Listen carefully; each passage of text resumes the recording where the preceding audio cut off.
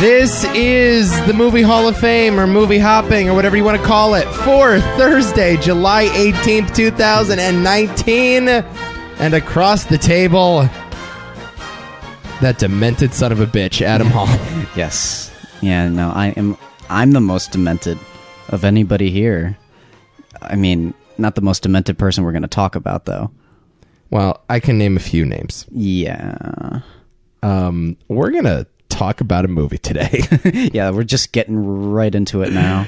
Yeah, well, actually, we can talk about our lives, too, I guess. Oh, our lives? Yeah. I mean, like how they were before? Right. We can break down like the pleasant, innocent, joy-free or joyful and carefree lifestyle we had before we walked into this theater. Yes. You've been going to a bunch of concerts. Yeah. Well, I mean, we've talked extensively a couple weeks ago when I went to James Taylor, and we had planned this for a while. So on Abby and I's anniversary, I got her tickets to go see Art Garfunkel. Right. And we just went. Yeah. And it was absolutely wonderful. Was it? Absolutely wonderful. Okay. That is hard to believe, considering that Paul Simon literally did everything for that group. And I didn't know that Art Garfunkel still did shit on his own. Yeah. I assumed like the turnout or the demand wouldn't be that high, but... No, it was a packed house. Really? Like almost every... Yeah, I think it was completely sold out. It was great. No kidding. Yeah. How was the set list? Did he just do all Simon and Garfunkel songs? Like just no, actually, he did a lot of his original stuff that he's done himself, and it was very good. He also told a lot of stories and showed us some of his poetry, which was excellent. And and then he did, of course, do the regular Simon and Garfunkel lineup. Yeah, and it was awesome.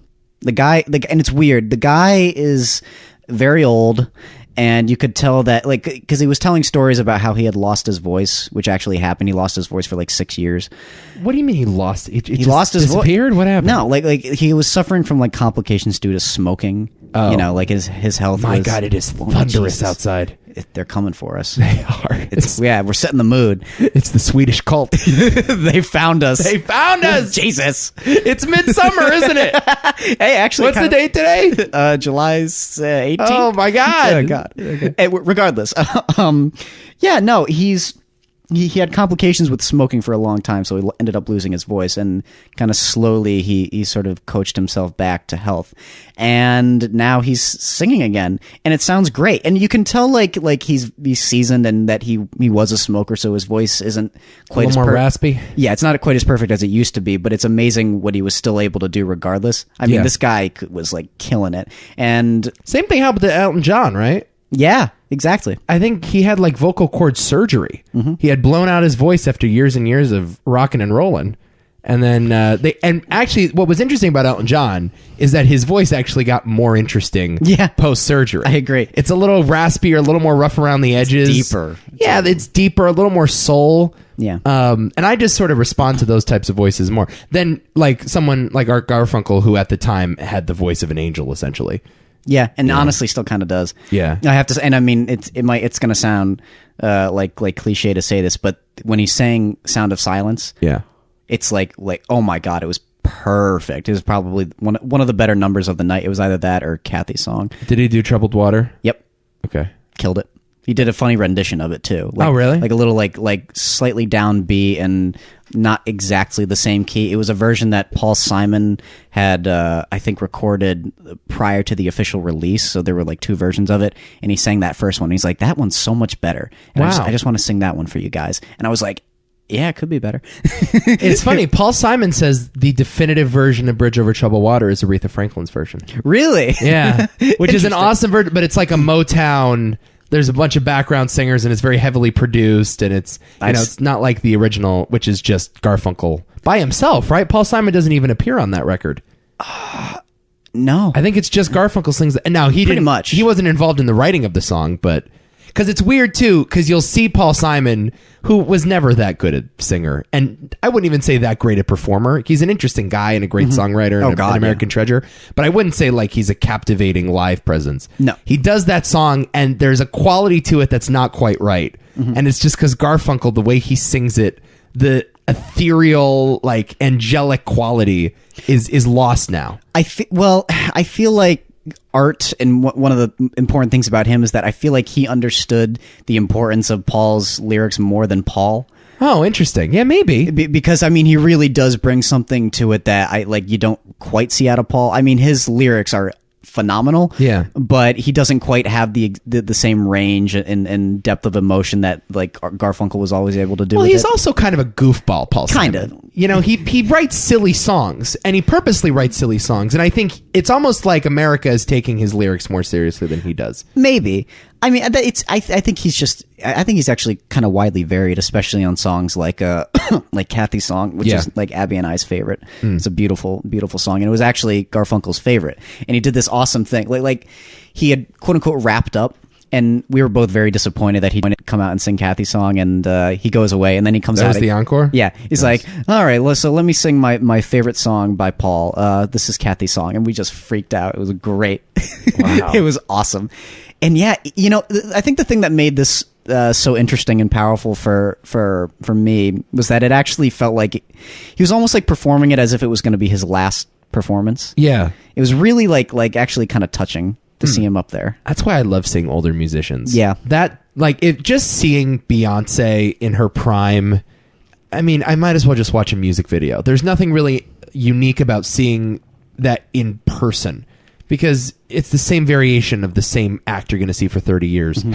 Later on, when you see him as he's older, there's something special and unique about getting someone at that period of their lives and looking back on their discography. Oh, God. And, you know, picking out the songs that mean the most to them, or maybe the ones that are forgotten. That to me is always more interesting. And you don't get the same level of honesty when they're younger. Yeah. I like this guy was just like is about as candid as you could possibly get. It was awesome.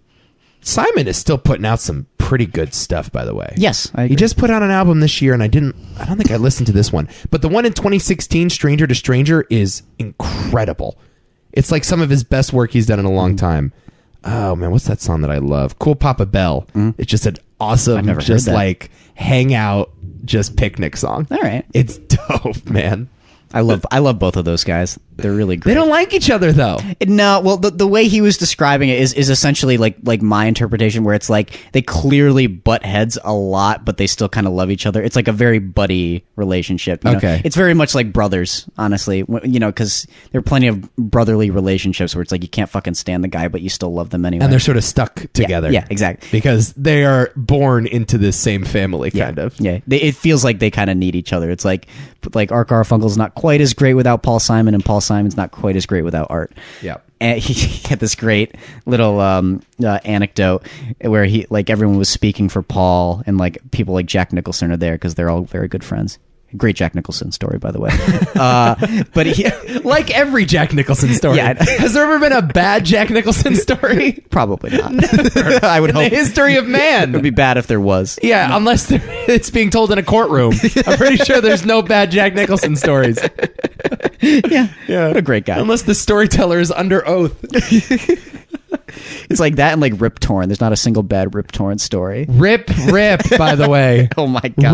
Rip Torn. Yeah. Is he dead? He just died last week. Did he? Rip Torn just died. Oh shit. What are you talking about? Oh no. Rip Torn died a week ago. In prison? In prison? What do you mean? Yeah, he went to jail for walking into a bank drunk. Rip Torn went to prison? What are you talking about? This is like the single greatest Rip Torn story ever. He walked into a bank drunk thinking it was his house. It was closed, so they thought he was like robbing it. He died July 9th. What is that? 8 days ago? I had no... What the hell? You didn't know Rip Torn died? No. Yeah, it was a big thing. Oh, Jesus. Let me look up Rip Torn Bank real quick. I did not know this, and strangely enough, did not pop up in any obituaries. Rip Torn in court for breaking into bank, quote, he thought was his home. Arrested, charged with breaking into local bank with loaded gun. Oh my God. I didn't know that. I don't think he was in prison. Okay. Yeah, I don't think he died in prison. Okay, good. I think he just got old. Jesus Christ. Poor Rip. Oh, boy. Rip, man. Rip. Okay. What was I saying? I don't know. Oh, yeah. The Jack story. No, not the Jack story. I mean, the Jack story revolves around his experience on the film Carnal Knowledge by Mike Nichols. And just being like floored by Jack's acting ability and just like sitting there while Jack is just like freaking out. And he's just like, I don't know how to respond to you. Yeah. Like that level of quality. Right. But he was talking about how like everyone's speaking for like this it's like a dinner for Paul, and he like everyone's getting up there and giving, you know, very like saccharine speeches and whatnot, and then he comes up and he's just like, well, how you doing, Paul? Just one question. Who's going to sing at whose funeral? Yeah, Garfunkel's going to be around for much longer. Yeah. Simon's going first. Yeah. That's sad. Yeah, probably. Yeah. Rest in peace, Paul Simon. In advance. Oh, God. Imagine if he died tomorrow. Jesus. I just put it out there. Our podcast would certainly become popular. So Art Garfunkel still doing shit. Yep. And very well, too. Yeah, that's great. And meanwhile, frickin' Hall & Oates will not go away. No. Still doing their same shit. No. All right. Should we do it? Yeah. Okay. We're talking about a movie called Midsommer. Mm-hmm. You could pronounce it Midsummer, but if you that would be if you're a normal person. That's true. Yeah. What's your word? A plebeian? If you're a plebeian, you say Midsummer. Yeah, and if you're a sick sociopath, you would pronounce it Midsommer. Yeah. Yeah. I use the word sick sociopath not lightly. I think sick sociopaths are more normal than Ari Aster.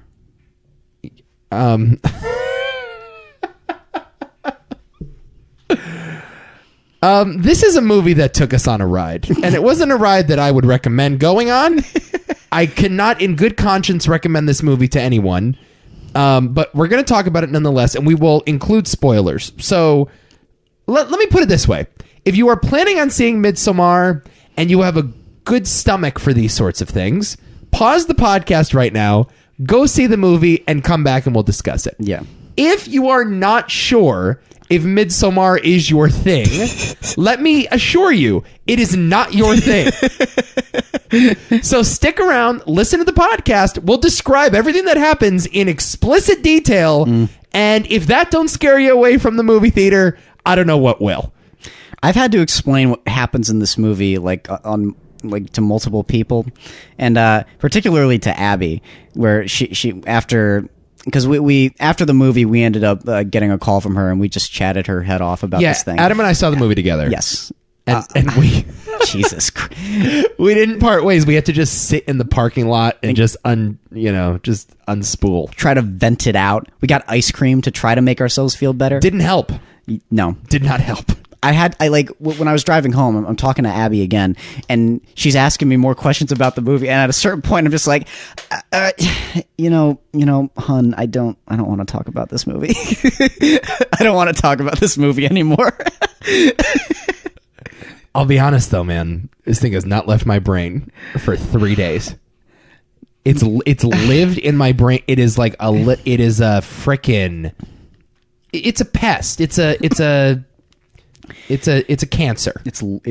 Yeah, mine too. It's like lice. I keep shaking them out of my hair and they keep coming back. No, this is never going away. This is going to live in my head for the rest of my life. It's like Lyme. I just have to deal with this shit. Do you want to call out Jabril while we have an opportunity? Yes. Okay. Let's stop everything. Jabril, friend of the podcast. Yeah. Well, maybe not a friend. Former friend of the podcast. Yes. Yeah. We hate him now. Yeah. He's our most hated, despised person ever. We're announcing our breakup. Yes. Please cease subscription of all TMT related feeds. We have put a hit out for Jabril. He is going to die. We're sending him to Sweden. This is what he gets. We're sending him to these fucking people. Yeah, Jabril, I guess, sent you a text being like, yo, Midsommar! Yeah. Get down with some Midsommar shit. He saw it. I want to say he hadn't seen Hereditary yet.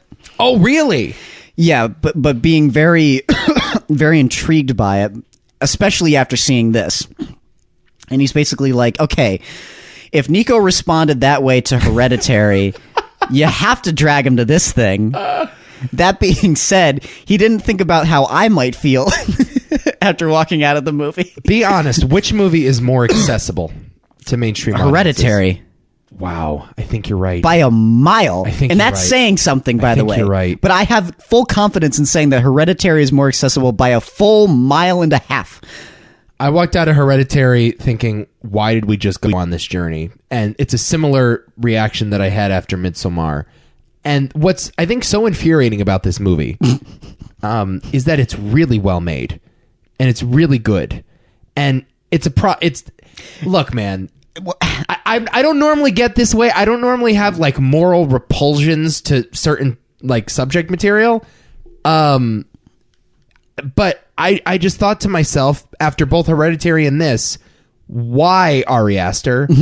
Why are you using your powers for evil and not good? Yeah. You know, why not take this skill set and apply it to some material that is either a little more optimistic about humanity, a little more enjoyable, a little easier to get through.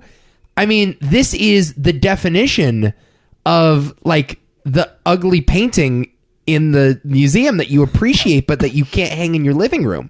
That's what this is. You want to keep this away from your family and friends. What did we say? I said that movie is a monster and it's living in that theater. That's right. You did say that. It's living in screen 11. It's one of those movies. That's exactly what you said. You're like, this movie should not be in a big movie theater chain.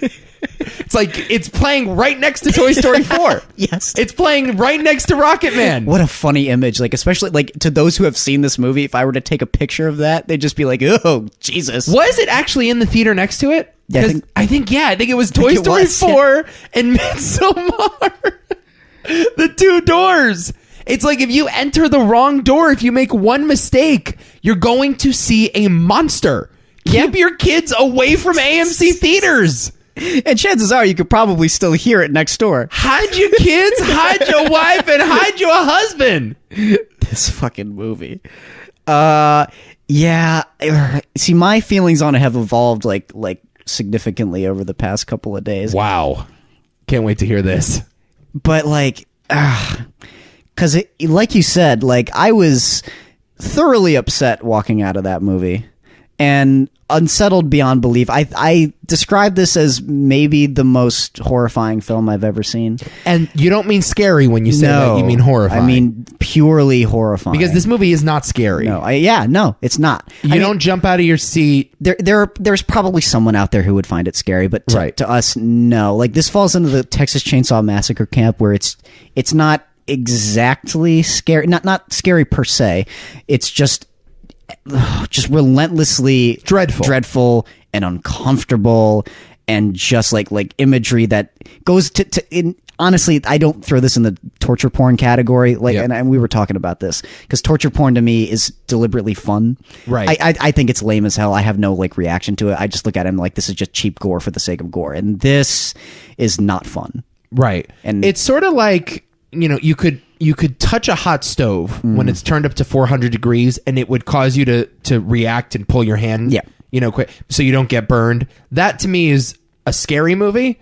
This is like you're in the pot on top of the stove and we're going to start it at like 50 degrees and we're going to slowly, ever so steadily crank it up to 400. Yes. So it's going to be not a scary off-kilter pain, but just a slow, brooding, inevitable pain. Yep. And Ari Aster has this unbelievable command of the camera and understands how to ratchet up the tension and the horror in such an unsettling way. And I think that's the reaction that both of us had walking out of that theater. It wasn't just, I can't believe I saw that shit. It wasn't shock and gore for the sake of shock and gore. It was like a out of body experience almost. Yeah. Like I'm laying in that theater and it's kind of hazy. Things are getting hazy and blurry and I'm falling into the rhythm of the movie and it's just forcing me to bathe in my own misery and dread. Yeah. You know? And that to me, I'm sorry, man, it's the worst form of film.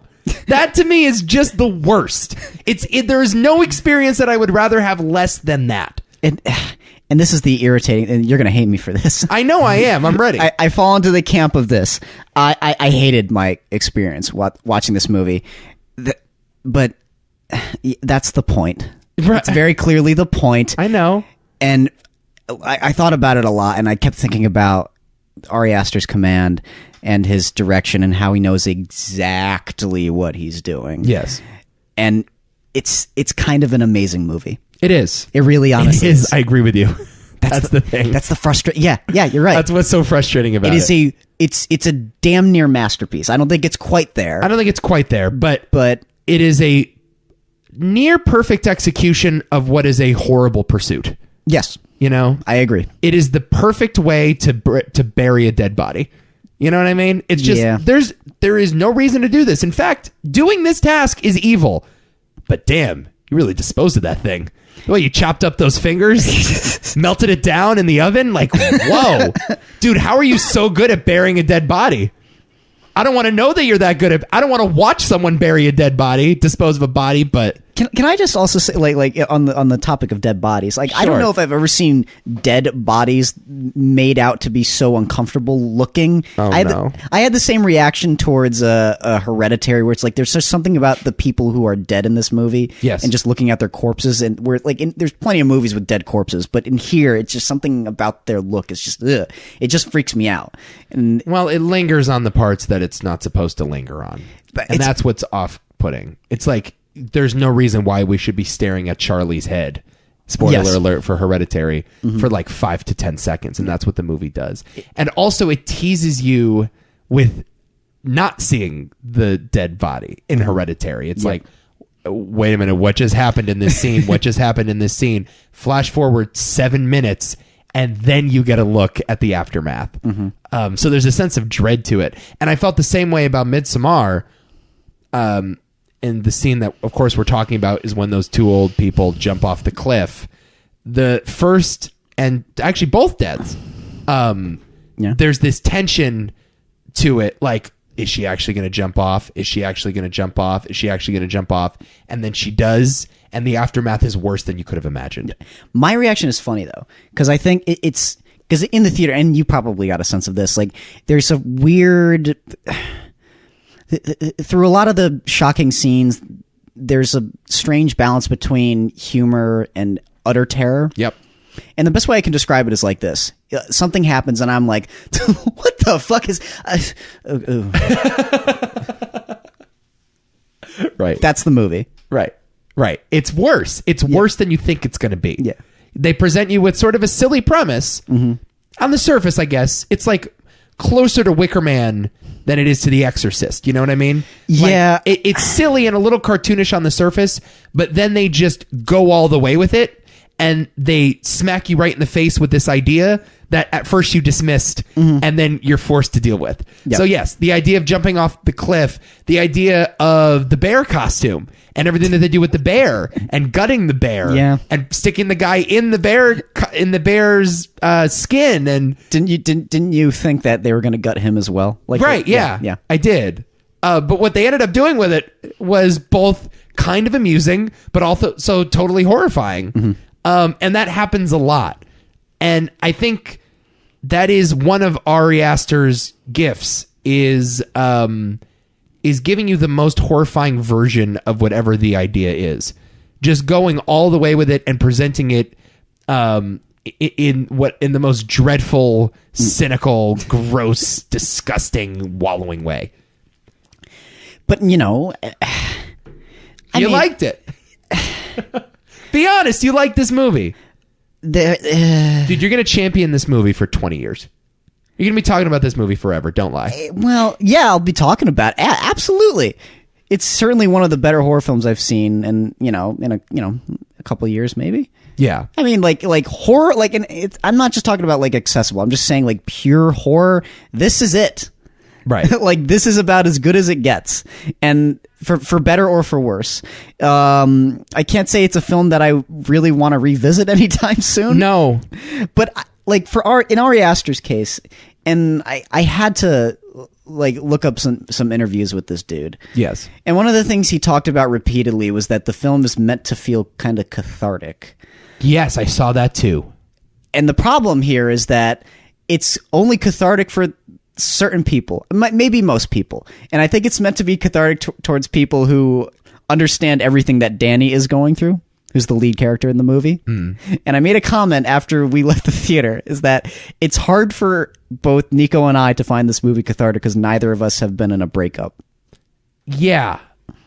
I want to talk about that in a second. Let's hold that thought. Okay. And we'll get to the end, and I want to talk about whether or not that ending works for both of us. But yes, let's hold that thought, and we'll come back to it.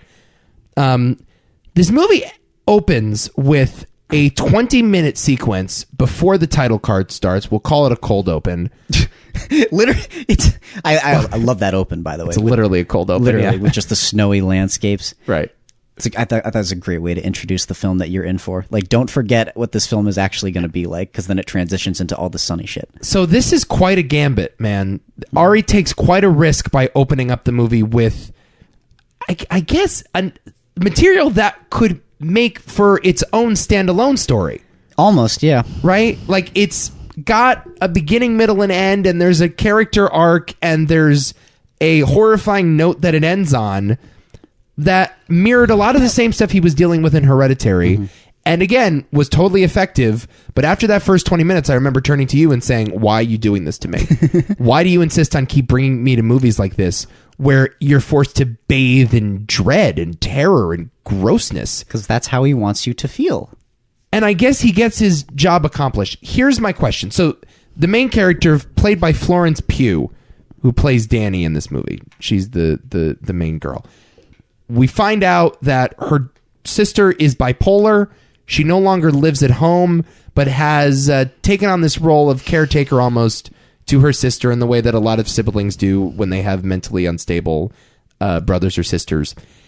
And she gets this eerie email in the middle of the night, and she calls her boyfriend to like make sure everything's okay and ask for a second opinion on this email situation.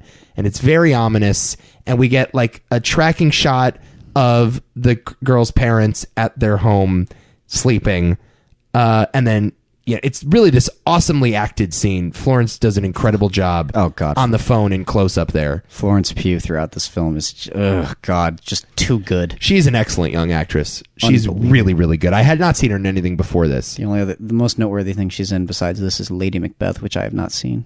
Oh, I guess I saw her in The Commuter too. But oh God. I don't remember her from that. So it sort of plays on this horror of receiving a phone call in the middle of the night and not knowing what it's all about, and getting an eerie email, an eerie text message, and then they won't return your calls, and the sort of terror that comes along with our hyper-connected lifestyle, right? And the fact that everybody knows that everybody's doing it at any given time. So the second that pattern breaks, when you lose connection, it's like the world is ending. Yeah. And you assume the worst. Well, turns out the worst does happen in this case. And the bipolar sister commits a murder-suicide at her home, kills both of her parents with the muffler of a car, and then takes her own life by hooking up that muffler to her own face. God, why? Why? Well, I don't know. It's more effective than having her shoot the parents and then shooting herself, I guess. I don't mean that. I mean, why did we just spend 20 minutes watching a murder-suicide unfold? Oh. Well, isn't that the whole, like point of the breakdown of these two relationships? Like, isn't that kind of where it starts? Yeah, this is my point. Did we have to create the most unthinkable of situations in order to keep these two in a relationship together? Like, we couldn't find a more plausible explanation? Again, this is where I go back to it being a movie. No, I know. It's like... it just felt like overkill. I don't mind overkill if it's going for a point like this and it's trying to make you feel that level of dread and despair and just like hopelessness, where it's like you don't know what else to do because this feels like the single worst thing that could ever happen to you. Yes. Because if you just do a simple, like, I don't know, the girl like gives them like too many sleeping pills, and then she hangs herself. The audience doesn't respond to that with like... That's not what I mean. But I'm just saying from a filmic perspective, you kind of have to do that to elicit that sort of response. That's not what I mean. I mean, the whole story, that first 20 minutes, which is essentially just a prologue, is arguably the most horrifying thing that happens in the entire movie. Yeah. And it didn't really serve a purpose other than a plot device to get Florence Pugh and the boyfriend stuck in an unhealthy relationship together. Yeah. So the character of Christian, played by Jack Rayner, feels an obligation to stick around just because the worst thing that can ever happen to this girl happens. Yeah. I guess the risk that Ari Aster takes is you might lose your audience in the first 20 minutes. You know, and that almost happened to me, but it didn't quite happen because it was so well made. I guess my only point is, why so much? Like, why, man? Well, why? What do you mean? Again, it's about the feeling. It was just so unpleasant. Exactly. It was just so not fun. It has to be unpleasant. It has to be the worst thing you imagine. It has to be worse than the worst thing imaginable. That's the point. Otherwise, you don't have a scene worth showing. I mean, people get stuck in unhealthy relationships all the time, though. I know. And they don't get stuck because their whole family is massacred. No, but you know what I mean? It's not telling that story, though. It's telling a story about just a completely unhealthy, poisonous relationship. This is why I will never respond to Ari Aster's material, though, in the right way. It's just everything is ratcheted up to 11. Mm-hmm. Everything's taken up to this next level. Which I don't mind, of course, but... It's so goddamn depressing. Yes. And there are times, too, watching this, and this one really went overboard with me. I mean, it's maybe a good way, I don't know, but like there are times when I was watching this, and I'm like, you know, I would rather watch a Lars von Trier film. Yeah. I would rather watch Antichrist. Maybe. Well, I can sort of laugh at Antichrist. Yeah. From a distance. It's just so absurd. Yeah, exactly. This is so grounded in truth. It's so relatable. Right. It just is. And that's the real horrifying thing about it, is that you're just like, I get it. Right. And you shouldn't be saying that, but you do. I mean, it is one of the, oh my God. And it's never happened with me, but like I've seen relationships where like the girl or the boy, whatever, they'll just be like, oh yeah, I like, you know the scene where she forgets his birthday? Or yes. He forgets her birthday? Yes. And she responds by saying, oh, it's not your fault. It's my fault. I should have reminded you. That is such a fucked up idea. Right. But it's so true. Yeah. And it's just, oh God, it's like, talk about like twisting a knife. Right. You know, just to make this all the worse and all the more relatable by dropping that bomb on me. I mean, to me, that was really horrifying to see a movie actually address an idea like that, because it happens all the time. And I would also assume a character like this, who is the older sibling, right? She's the older child, and this horrible thing happened. I'm sure she blames herself for a lot of it. So she's conditioned to take responsibility for things that are not her fault constantly. Yeah. You know, and it's well within her character to do that sort of shit. Yeah. It just brings this character down, but in such a believable way. It's like, I have seen that happen to people. Right. And again, it's a movie, so it heightens it quite a bit, but I still get it. No, for sure. It does heighten it. It just heightens it to a level where there's nothing enjoyable about any of this, man. But it's also, don't forget, it's also a horror movie. It's just a slog. But you can have fun with horror movies. You can also not have fun with horror movies. Well, clearly. We know this. There's many different ways to show off your horror movie. Message received, man. Message received. Jeez, it makes me want to go watch Halloween. It's... Is this not the most frustrating thing to talk about? It's so frustrating because there's always going to be this disconnect between wow, such a brilliant artistic endeavor, and wow, what a total fucking waste of time. That was a net bad thing for the world. This movie is a bad thing to subject people to. You know, like, but again, that's the point. I mean, I feel like Ari Aster's trying to say, yeah, guys, try a little harder. For what? Try a little harder to do what? to not let things go this bad with someone you care about, I guess. It's a cautionary tale? I suppose. I don't know, man. But I just keep calling. It's like, the point, though. Like, to me, it all seems appropriate. I don't see someone making this movie unless they want the world to suffer a little bit, or at least feel the pain that they feel. I don't know, like, the ins and outs of Ari Aster's soul. I wouldn't try to make a character judgment on a person based on a movie that they've made. I mean, I've listened to interviews with the guy. The guy actually seems fairly normal when you talk to him. Mm-hmm. I just think he's kind of a sad person. Yeah. I just think he's sort of a sad, a bit depraved, into the horrific, and he wants the world to live in that same space. And I just have a problem with that. Yes. I have a problem with that because that's not why I go to movies. Like, I don't want a movie to be totally mindless entertainment. I want to be challenged. I want to be pushed. I want to be provoked. But it's entertainment.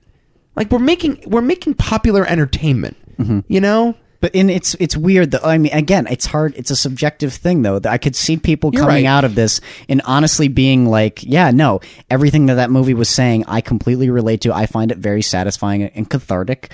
I mean, it's just movies like this have that response on certain people. You don't like It Comes at Night, but I find that movie immensely satisfying with the ending because I get it. Yeah. And I'm just like, oh yeah.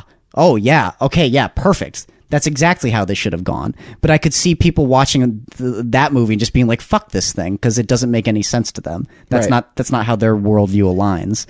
And I try my best to be objective about these things. Like, I never knock a movie, or I very rarely knock a movie for having a bad point of view. Mm-hmm. Like, I don't think that's the point of the audience. I think we're supposed to not judge the actual content of the message, but judge how the message is delivered. So as long as, like, you know, you're working towards a goal, we'll give you a score based on if not you communicated that goal. Yes.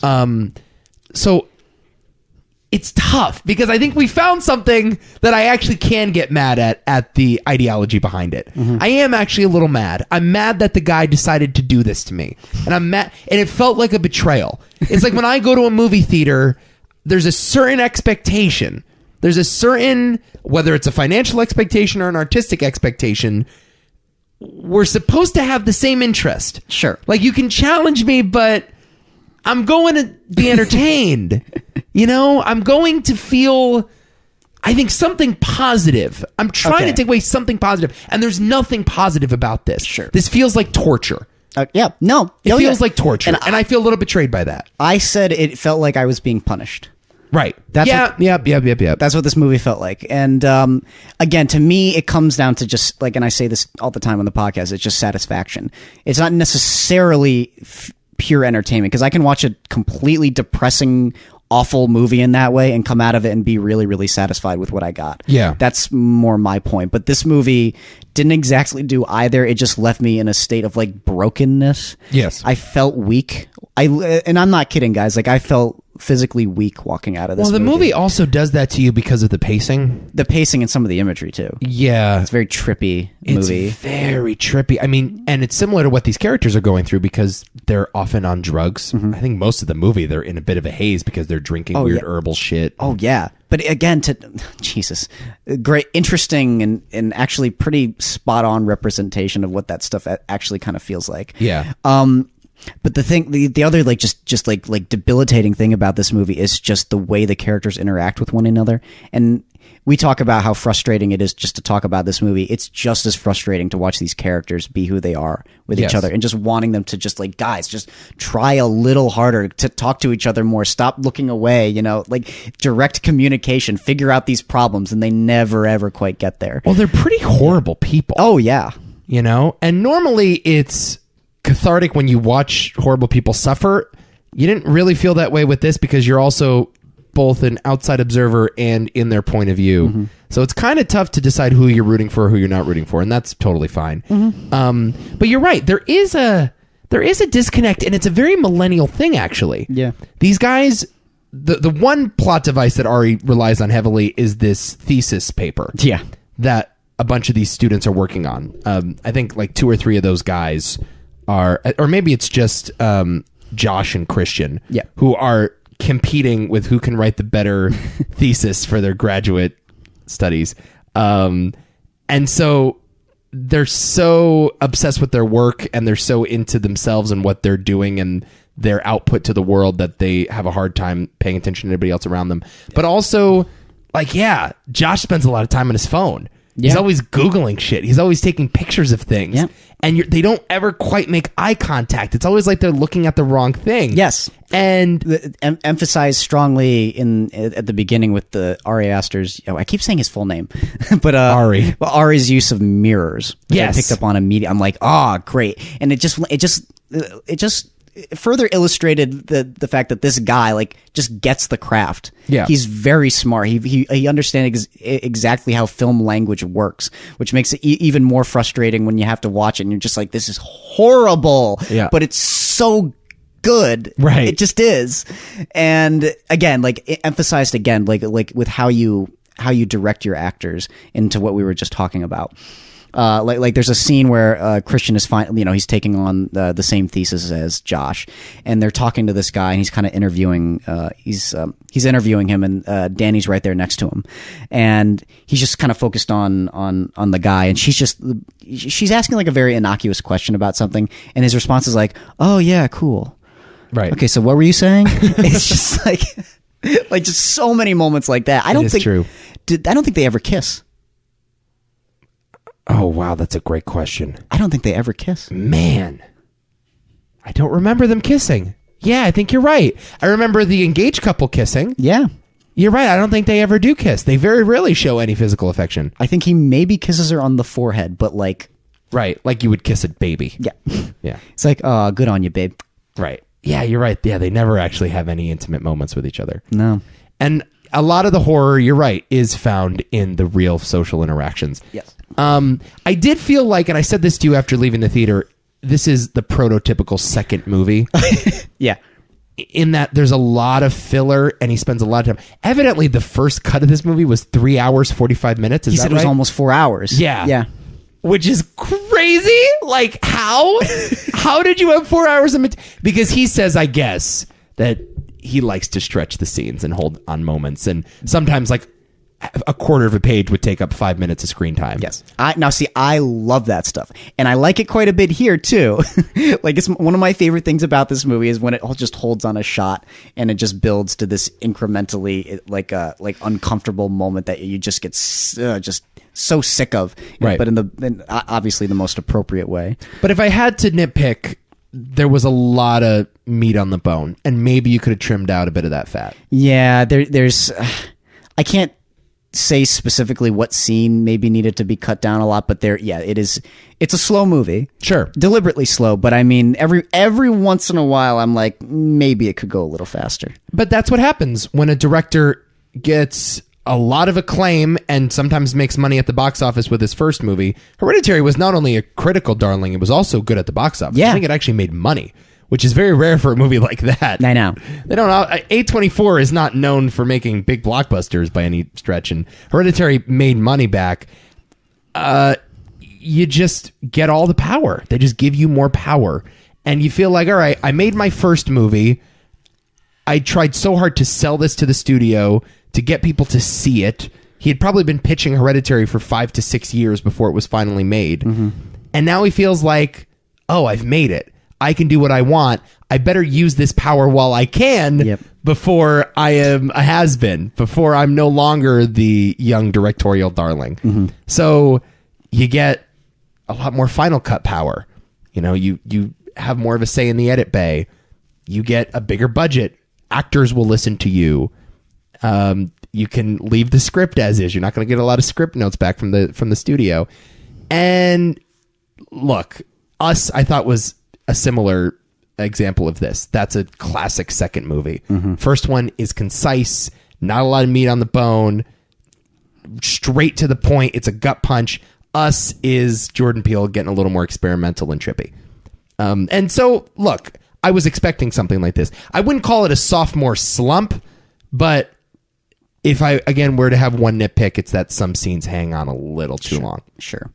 The other nitpick I guess we could talk about is your suspension of disbelief. Yeah, talk about this. I mean, I sort of went back and forth on it, and even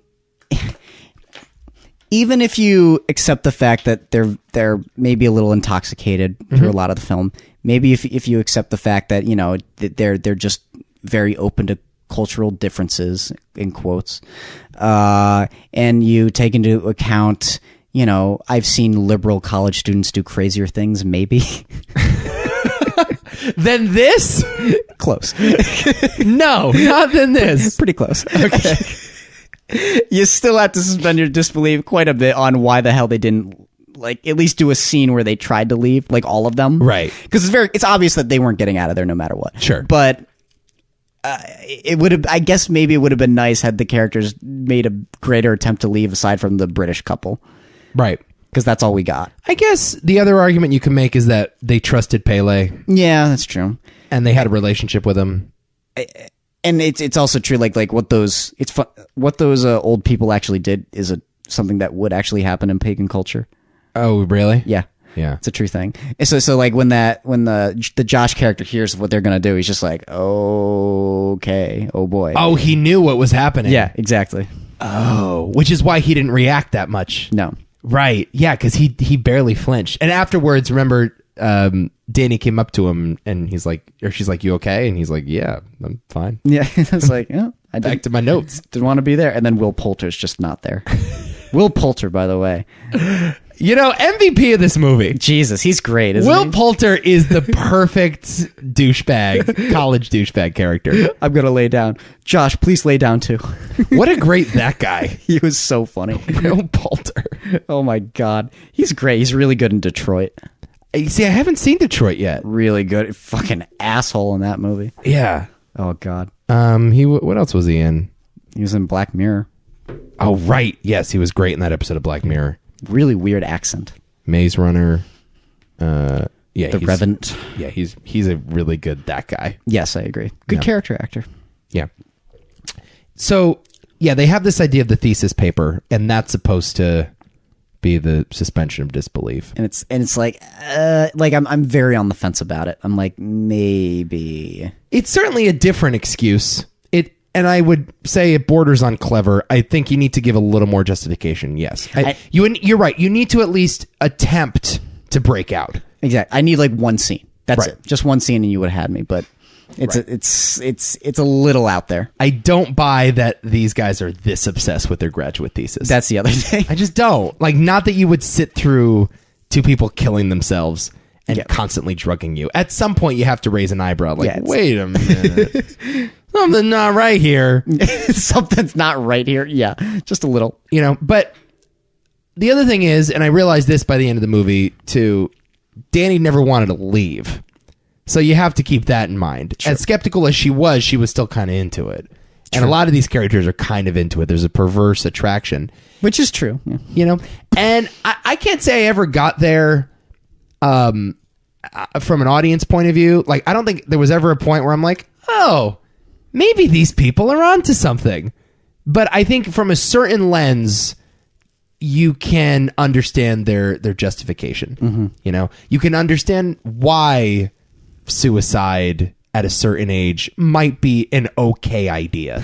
I guess. What? So, and maybe you could squint hard enough and convince yourself that it is actually a cultural difference and not just sociopathic behavior. Yeah. By the end of it, you can't justify it anymore. No. But, all right. I've cooled off a little bit on the nitpicking. Let me just put it that way. Okay. I've sort of forgiven the script because it does put the thought into it. It's not just totally lazy about the suspension of disbelief. Oh, no. And that's the thing. It's just maybe because it's just so outrageous to me. I don't know how I would actually react in a situation like that. I'd be like, no, get the fuck out. No question. I wouldn't want to be there anymore. But how specifically, when I would decide to go, because I read the English couple is like, well, wait a night, and I'm like, no, yeah, I'd probably get out of there. I'm sprinting the fuck out of there. Are you kidding me? Yeah, no way. I agree. What specific scenes would you like to discuss? We've already you just want to go step by step with the suicides at the cliff. And how fun that was. That was moment number 3 when I turned to you and I said, why are you doing this to me? Yeah. I actually had to take a walk after that scene. I know. I didn't really have to pee. I went to go pee, but I just really had to get out and clear my head because it was brutal. Yeah. the sense of dread when the woman walks up to the cliff and starts looking at Danny, making eye contact, and the back and forth of, is she actually going to do it? Is she actually not going to do it? You kind of know what's going to happen. You kind of know, but they tease you and they lead you to believe that it's not. Mm-hmm. And then the hammer. Oh, the hammer.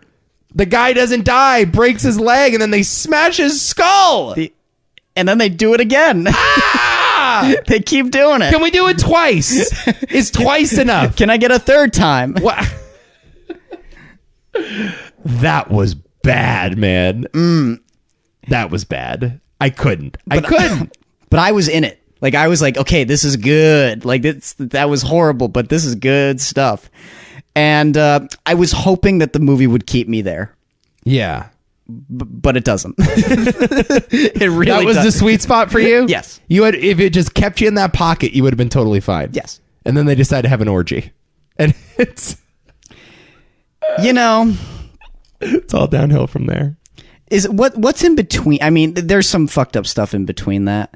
And a lot of it is just atmospheric. Well, Will Poulter, you get a look at his chub and his demented body. Getting skinned. Yes, that's right. Well, yeah, he was skinned and then they reapplied the skin. Is that what happened? They reapplied the skin to it was a different person wearing his skin, I think. That was my impression. Oh no. Oh no, Will Poulter. Will that was so disturbing. Oh, this movie is brutal. But like most of the movie after that is just is a lot of like Shining tension building, where just like little weird things are piling up and happening, and you eventually understand what's happening, but it's not like exactly out in the open, and they build on scenes in a way that is just it's just a constant progression of just unease and just in little things, whether it's the strange like warping of the camera in scenes, or just the stress that the characters are feeling, like when Danny's starting to suspect that Christian is going to cheat on her, and how that just consistently builds and builds and builds and builds to the ultimate explosion that is the orgy scene. And you do get some glimpses too of just weird behavior. Like, I think at one point a woman puts a pair of scissors under a baby's pillow, and then you have that love story sequence. Remember that, where they had the paintings out in the field? Oh, and they're like, what is this? And you're looking at it, you're like, and he's like, it's a love story, and it's just images of like a girl on her period, basically, like trimming her pubic hair. Yeah. And then the meat pies. Oh, the meat pies. Jesus. And I will say, this is another level that I respected the movie on, because the production design here is like next level. Everything's next level. Production design, sound design, cinematography. Oh my God. But there is so much detail paid to the margins. Yes. Like, there is a lot of specific artwork. The languages that were used on those rocks or whatever evidently are real languages. Very interesting too, because it's a language based off of emotion. I was like, that's interesting, huh? And it's very fitting with it's like an old school emoji. It makes it's the pagans version of the emojis. I'm never going to use emojis ever again. Yeah, but like it's just like, I don't know if that's a real thing, but it's so disturbing. I think a lot of it was like when they actually start doing it. Like responding to people based on emotions, like mimicking cries. Yeah, that is one of I have no idea how you land on that idea. That is so absolutely fucked up in every way. My understanding is that Ari actually went to Sweden and started. Now, again, the details on this are fuzzy, but I think like 6 to 7 years ago, he started writing the script because he was really interested in pagan rituals, and so he wanted to blend horror with some like normal quote unquote traditions, and some liberties were taken and details were fudged. But for the most part, the languages on those rocks, for example, a real thing. As you just said, the suicide jumping off the cliff is a real thing. The clothing, the structures, the traditions, their sexual stuff. Apparently, a lot of that stuff is real, and he ratcheted that stuff up to 11. But for the most part, it's based on something. Then he started going through a breakup, and that's when the emotional thrust of the movie started getting woven into the history of it. Yeah. So what's kind of interesting is it doubles as like a kids go into the middle of the woods and get murdered horror movie, and also an interesting document of history. Yeah. And I was also sort of interested in Hereditary, because Hereditary on two fronts, I guess mostly in the last 15 minutes, is your traditional family horror story, but also a deconstruction of like certain mythos, and stories from the Bible and demonic shit and witchcraft.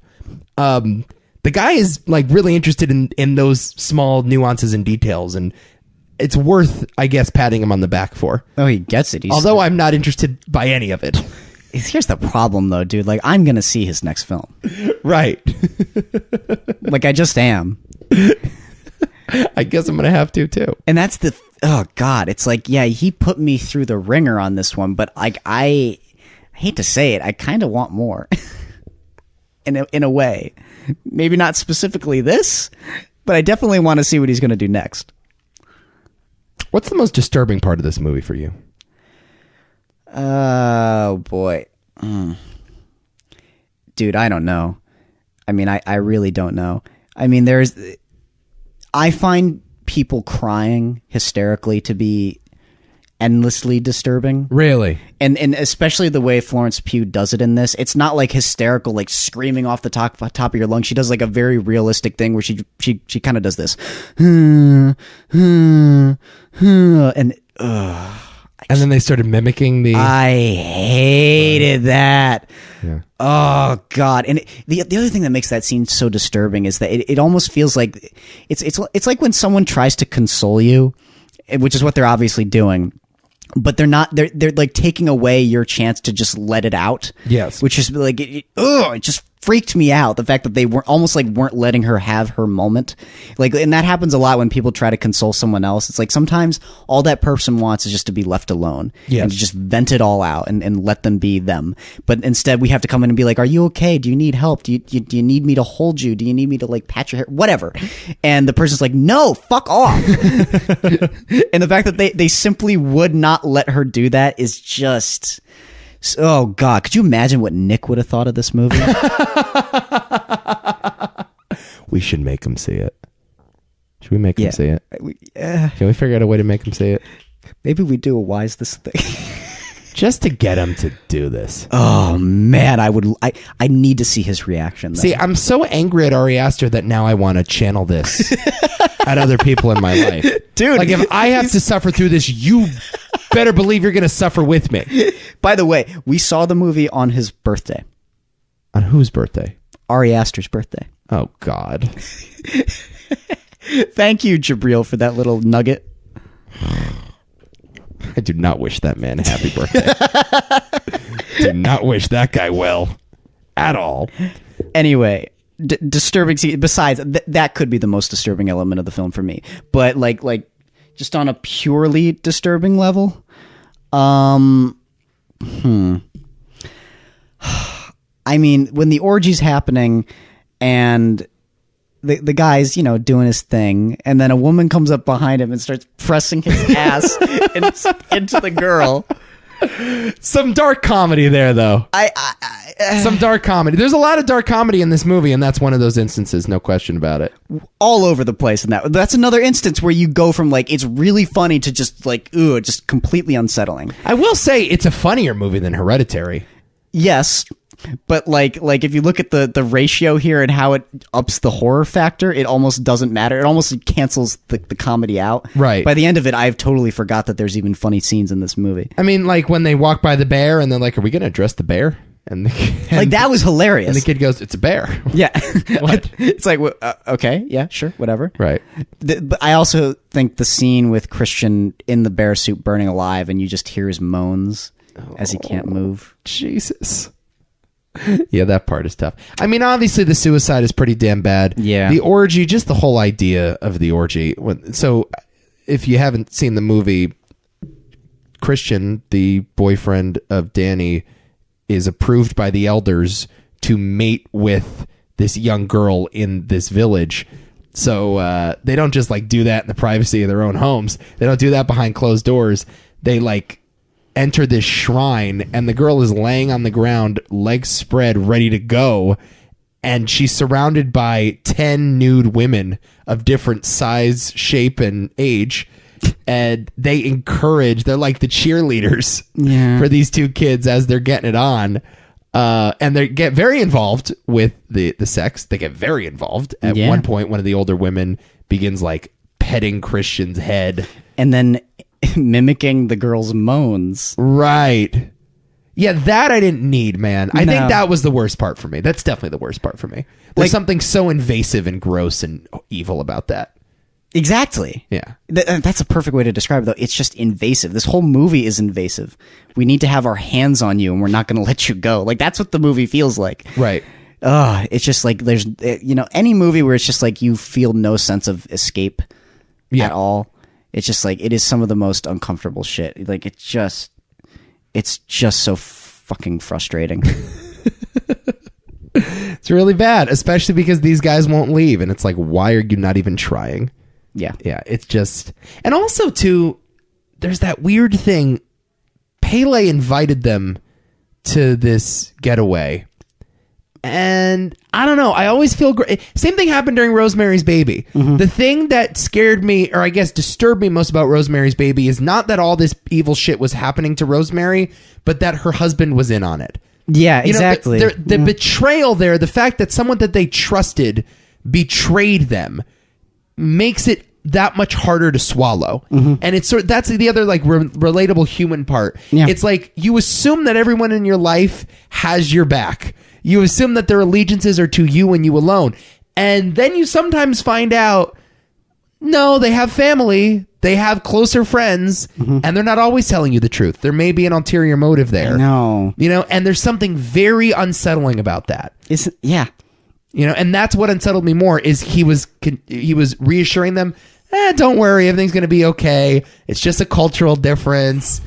Oh, let me show you where you're going to sleep. You hungry? I'll get, And then, this whole movie, this happens. Pagan sacrifice happens. This whole movie is betrayal, though, in that way, though, isn't it? Right. To the way they're treated in the end, to the cheating, to just the way Ari Aster treats us. Mm-hmm. It's just rough, man. And I agree. Like when you feel safe with your friends, and then it just it's a complete 180.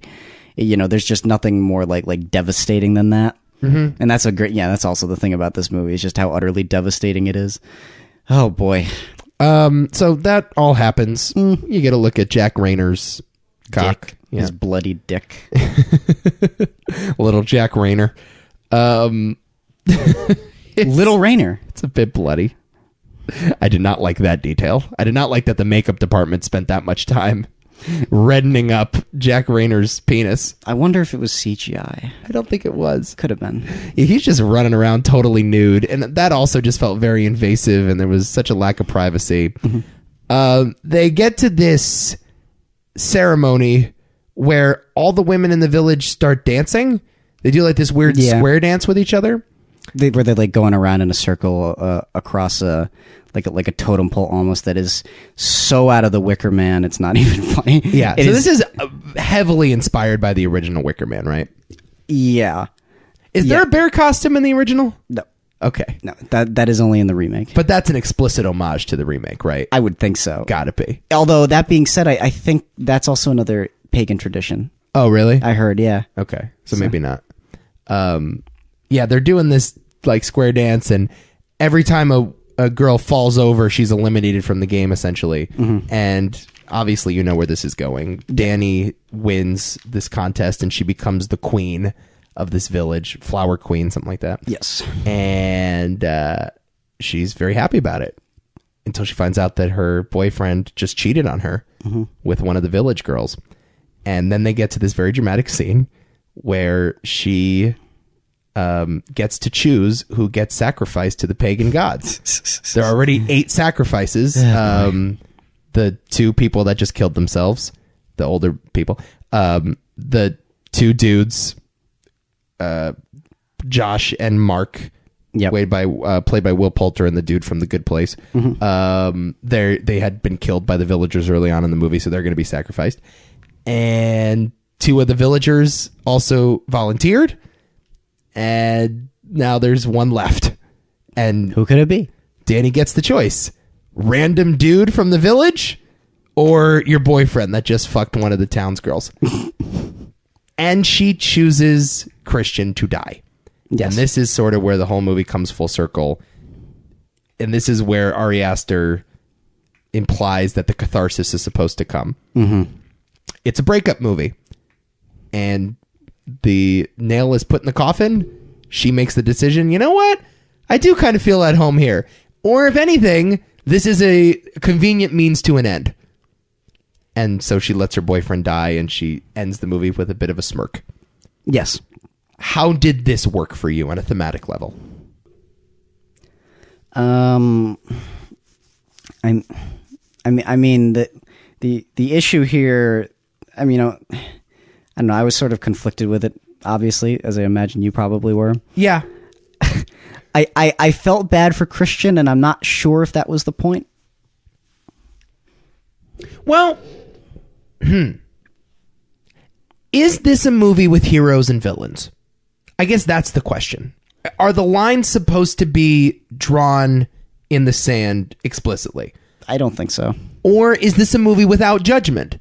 Now, obviously, I feel like he comes down pretty hard on this cult. I don't think like he never sympathizes with the cult members. They're doing evil shit. But in terms of our main characters, yeah, we're supposed to believe that Christian's a douche. Yeah. But when horrifying things happen to characters, I don't think you're supposed to be rooting for those things to happen. No. You know, I don't think like we're ever supposed to feel like they got their comeuppance or they got what they deserved. And I certainly didn't think that Christian got what he deserved. No, and that was the problem. I mean, obviously he's not a great dude at all. He's actually kind of a shithead. Yeah. But I mean, that being said, I didn't think he deserved to get burned alive. Yeah. And that's where the extreme part sort of loses me, where it's like if she had just killed him, it's like, okay, fine, maybe. But when you push it that far, then I sort of turn against Danny in the last minute, and I'm like, was that because I was very sympathetic towards her throughout the entire thing. Yeah. And then she's like very happy with what she did, and she's finally she has some form of release. And I mean, maybe the movie's saying that, you know, what you have to do in order to get over a relationship is sort of like that in and of itself is a horrifying idea. Yeah.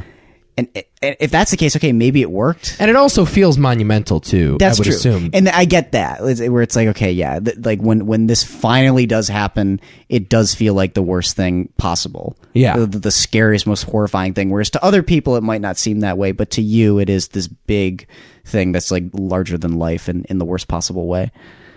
And yeah, I'm sure.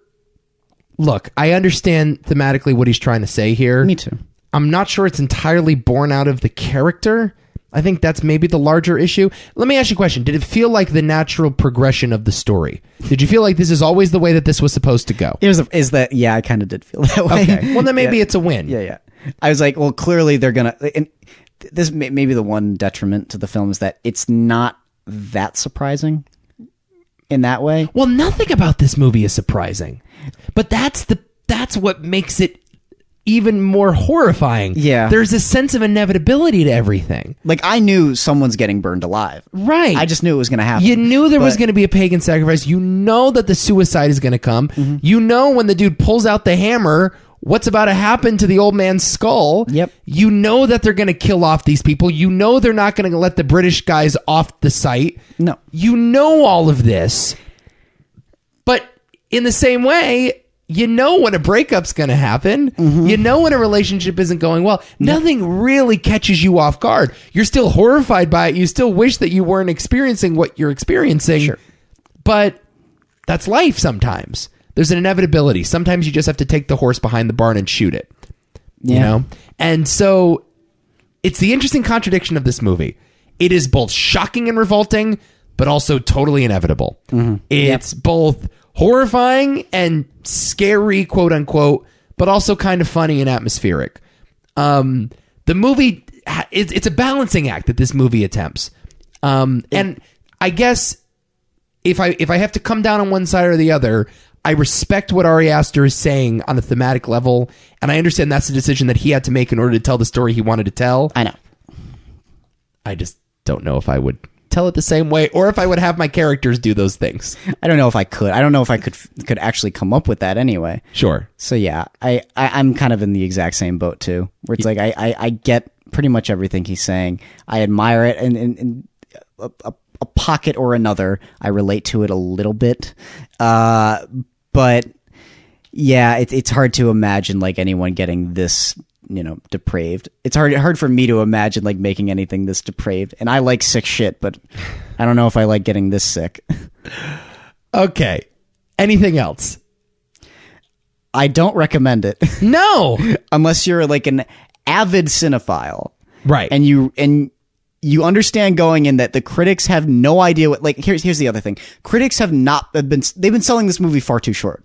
Yeah. Far too fucking short. Yeah. To the point where I'm like, guys, you are not addressing just how like fucking crazy this movie actually is. Bad, man. Yeah. Yeah. Like it is a rough time and you are not illustrating that at all. It's almost as if you've been told off. Sure. I'm not kidding. Like, yes, guys, this movie is rough and it's a hard watch and it is fucked up. Mm-hmm. And it is intended to get a rise out of you, by the way. Yes. And so go into it knowing that the movie's trying to get a rise out of you. Mm-hmm. It's trying to upset you. It's trying to unsettle you. And it certainly accomplishes that task. Look, I can envision the person that would be into a movie like this. Mm-hmm. I understand, even why someone like you would respect it. I respect the shit out of this movie. I'll just never get there. It's the least Nico movie ever made by a mile. Yep. But look, if you like getting freaked out, if you like getting shocked, if you enjoy, again, bathing in a vat of misery, sure, I found the movie for you. It's one of those movies where I think you could only appreciate at a very specific point in your life. You think? Yeah. Huh. Yeah. What age do you have to be? I mean, I think you have to be closer to our age, honestly. You got to be young. Yeah. Yeah. Because, I mean, there is a youthfulness to this movie. It's weird. I saw a funny review for it. It's like, this is the most bright, colorful, cheerful film ever made, and it's still the most horrifying thing ever made. Well, that's the other thing that Ari said, is that he tried to shoot it like a fairy tale, because he sees a lot of it as a fairy tale. Yeah, in a lot of ways it is. And this is a horror movie that is shot, by virtue of the story, entirely during the day, except for that first 20 minutes. Yep, pretty much. It's very brightly lit. There's a lot of challenges that presents on a cinematic level. I listened to one interview where he was saying that they were just chasing continuity all day because shadows would appear where they weren't supposed to, mm-hmm. and you had to wait for the sun to get in a very specific location. I think they shot it in Hungary, as a matter of fact. They wanted to shoot it in Sweden, but they couldn't get the budget to do so. And so, yeah, it's a technical feat for sure, and I respect it on all of those levels. Me too. But no, don't see this movie. What are you, high? Yes. Like your average viewer? No. Stop. I can definitively say it is not for you. Yeah. All right. There you go. Midsommer. We did it. We're done. Okay. We've cast out that demon. Our hands are clean. So, next week, back to the Movie Hall of Fame format? Yep. We're going to do one. And then after that, we're doing another review. We're going back to L.A. Yeah. To Quentin Tarantino's L.A. That's true. Once Upon a Time in Hollywood. I will be seeing it opening night. Yes. So I might be seeing it either that weekend or the next day. Yeah. You'll be there early, I'm sure. Yes. So we're going to break down Once Upon a Time in Hollywood, and I'm sure we'll have a spirited conversation about Quentin Tarantino. Because every time we talk about Tarantino, it becomes a spirited conversation. We've never had a podcast devoted to Tarantino, is the thing. I was actually thinking, could we do a Tarantino Movie Hall of Fame? But the problem is we just talk about all his other movies in every other context. I know. I did think about it, but I don't think we could pull it off. Probably not. Yeah. Maybe we'll do like a Tarantino ranking or something. I could do that. Yeah. Maybe we'll do that.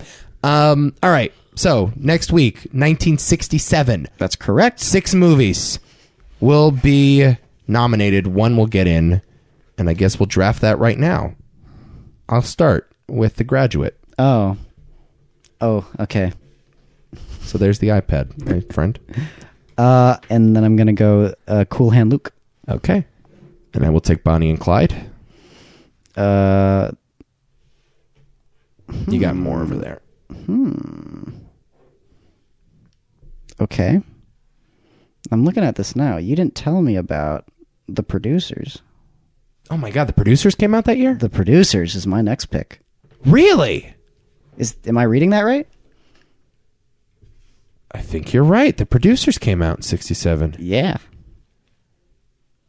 Oh, really? Is that what you're going to do? Sure. All right, well, okay, so there are 2 movies that I have not seen, but I need to include them. Okay. I think, just for posterity's sake.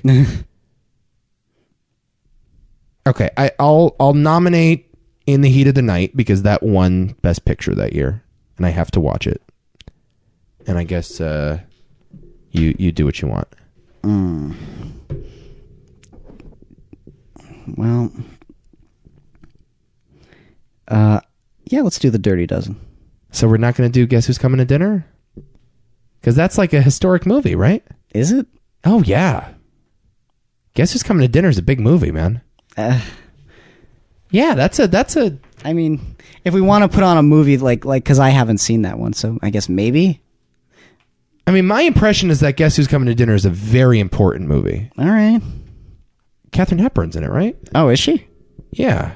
Okay. I mean, the other ones I'm looking at are Jungle Book, which, whatever. Nah. I mean, great movie, but Point Blank, Lee Marvin.